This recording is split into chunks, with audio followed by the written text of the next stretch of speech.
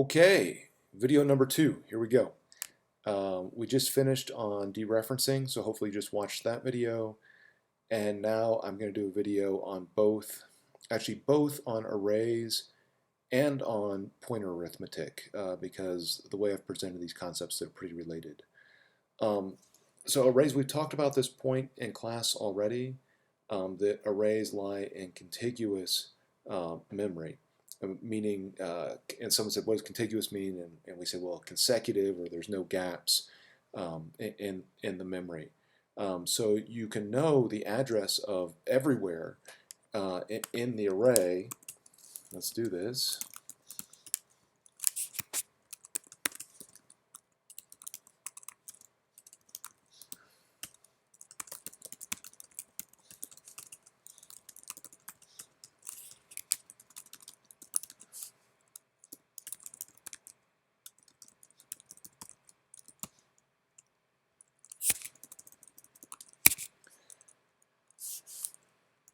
And so we can print the address of the string.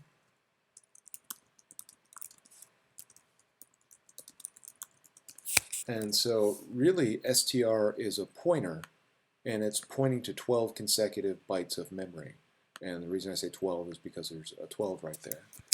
And the very first address, or the very first character, str0, is at the same location.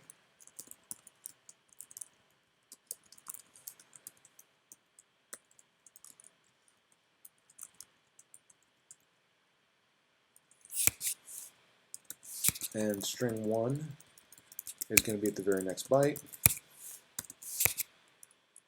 And string 11 should be 11 bytes ahead. So let's try this.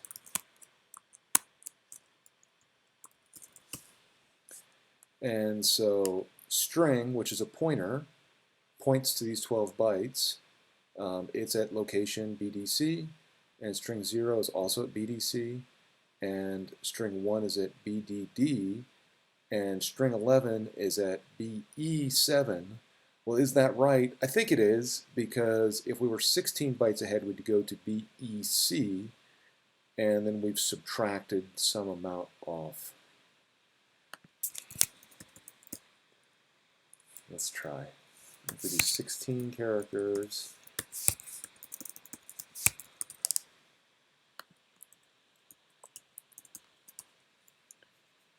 so now we're going from BD0 to BDF, and that sounds right for me. So this is address 0 to address 15, exactly as we'd expected. And so, when we allocate arrays, they're in contiguous memory. The example here is using malloc. Again, this is using automatic memory through the so-called stack. This is using dynamic memory through the so-called heap. And so the point here is that when we are doing a malloc with 4 bytes, so size event being 4 times 1, so still 4 bytes, we could treat this as a single integer, and that would be fine, but we could also treat it as an array that has one element. Similarly, if we have, we do size event times 2, then we would say, well, this is an array of 2 integers, and the first integer is at A, and the second integer is at the address A plus 4. And then you see here's some fine print here. It says tricky point, since C++ would refer to it as A plus 1. And so that's this comment is the focus of the next slide, which is so-called pointer arithmetic. So let's just show our thing first. I guess I should call this int array.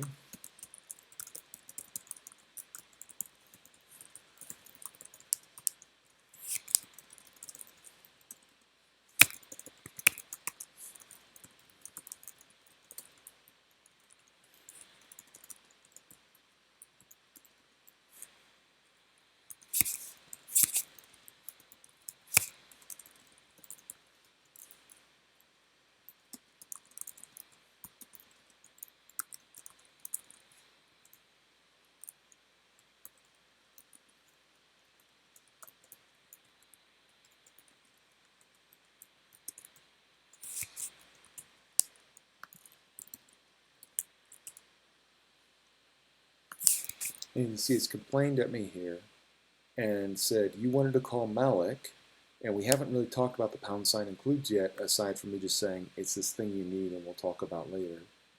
But what we have discussed about it is that by saying pound sign include, we're getting access to more functions. And so the printf function, the compiler only knows about it because standard io.h describes it to the compiler. And similarly, the malloc function, the compiler only knows about it if you include this so-called header file.h standard lib. And the compiler is smart enough to only issue a warning in this case saying, you didn't include standard lib, but it's malloc. Of course I know about malloc. So it didn't fail, but I'm going to go ahead and include the header because it should be there. And then I say a.out, and it tells me that P0 is at location some big mess 20, and P1 is at 24. So it's 4 bytes ahead, which is what we'd expect. So now there's this, it says tricky point here, and so let's go down to the next slide, and it talks about pointer arithmetic. And so this is allowed in C that I could say instead P0 is at P and P1 is at P, and I could instead say P plus 0 and P plus 1. And if we compile this and run it, we get the exact same thing. And so what this is saying is it's saying this is a pointer to an integer P, and I'd like you to go one beyond. Let's assume it's an array. That's an assumption of doing pointer arithmetic. This says wherever you're pointing at in the array, go one further. In this case, one integer. Now note, I said P plus 1. P, we know, or P plus 0 we know is 20. When I said P plus 1, it was smart enough to go 4 bytes ahead. So it's smart enough to know that it's an integer and that integers are 4 bytes. And when I say P plus 1, I'm talking about the next integer, so it better go 4 bytes ahead. Now, I just want to comment, and I said this in Thursday's lecture, we're going a layer deeper than you have to think about on a daily basis as a C programmer. Because what happens is, if you think about the rules and the way this works, this is actually just quite a nice thing as a programmer. How many bytes are an integer? I don't know. I don't have to think about it. I just want the next one. And underneath the covers, it's doing all the work for you to figure out it's 4 bytes. By the way, that's part of the reason types are so important in C, is because at compile time, the compiler can do all the work of figuring out, oh, it's an int, oh, it's 4 bytes, and then just directly encode the right offsets, the right amounts of distance to go forward in the array, without having to do any work at runtime. So doing a similar thing in Python would require evaluating what kind of type it is, and there would be extra overhead in doing it. In C, it's all done at compile time. So the compiler takes longer, but the program that comes out is really efficient. So, so let's look at this slide again. We had an example where we allocated an array of 5 ints. Great. It says allows C and C++ allow you to modify the, pointers with math operations. This is called pointer arithmetic. And this is the point we're making above it. It does the right thing with respect to type. So if we say P plus 1 is 4 bytes bigger than P, by the way, we just looked at character arrays. If we'd said P plus 1 there, it would be 1 byte bigger because characters have a size of 1 byte.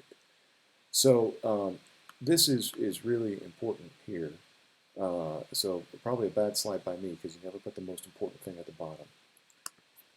P plus 0 and P plus 1 are addresses. And the address of P0 and P1 are addresses. And so we have this relationship, which is the address of P0 is the same thing as P plus 0, which actually we know is the same thing as P. The address of P1 is the same thing as P plus 1. So this is working on address relationships, but there's also a relationship with values. Namely, and it's the stuff down there, that P3 is the same thing as the value at the location P plus 3. So here's our dereference operator coming up again. When we say P plus 3, this says go to location P, add 3, not 3 bytes, but in this case 3 integers, and then go to that location and tell me what the value is there. So it's the exact same thing we did with the dereference, but inside the dereference operator, instead of giving it the pointer P, we're giving it the pointer P that's modified by some pointer arithmetic, and that's no problem. So these two things are exactly equivalent. Most people like thinking for this one on the left, where they say P3, and they don't like this one on the right. And most people like in this one on the right, where they say P plus 0, and they don't do address of P0. Okay. I think that's, that's what I want to say. One more thing about pointer arithmetic. When you say P plus 1, this is to C, this is a pointer to an int. And if you say, P plus 2, this is also a pointer to an int. And you can do pointer arithmetic. These examples all involve pluses. You could say P plus 2 minus P plus 1. And there could be some ambiguity in your minds about what this means. And this is a pointer to an int, and this is a pointer to an int. The compiler will not interpret these as the difference between addresses and give you the number of bytes apart it is. It will assume that you're wanting to know how many integers apart it is. And so the answer to an expression like this is 1, as in 1 integer, and not 4, as in 4 bytes. The last thing that I should say is that it's fine. It doesn't have to be P plus 1. It could certainly be P minus 1 or P minus 5. So it doesn't just need to be pluses. It can also be minuses. Of course, it'd be fine to be doing minuses if you're not walking off the end of the array.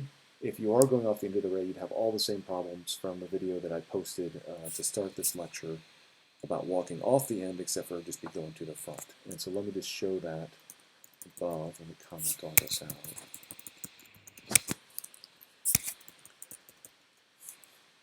So it would be bad to do this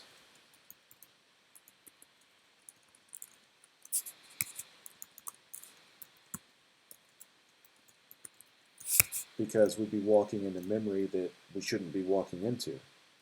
But if we made a new pointer, Q, and we set it equal to Q plus 1, then in fact this one would be just fine because Q of minus 1 would be the same as,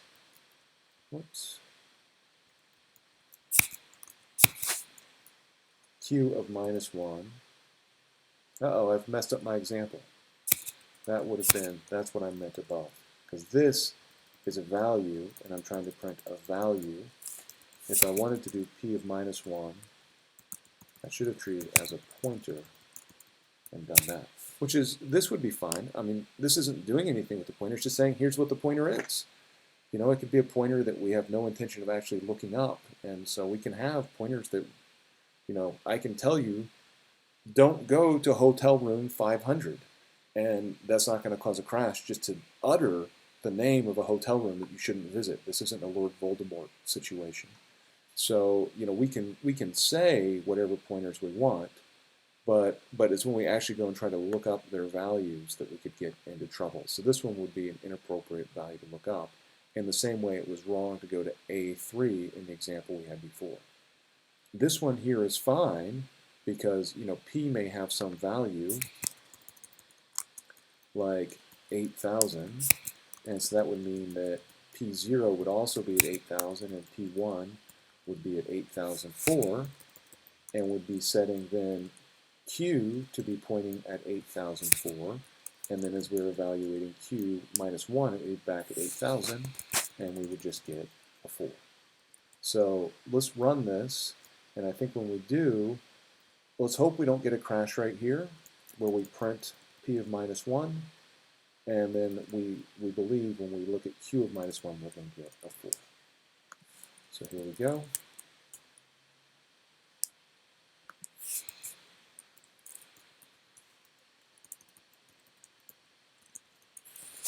Then put my comment in the right place, and we run it. And P of minus 1 was 0 because a lot of uninitialized memory is 0.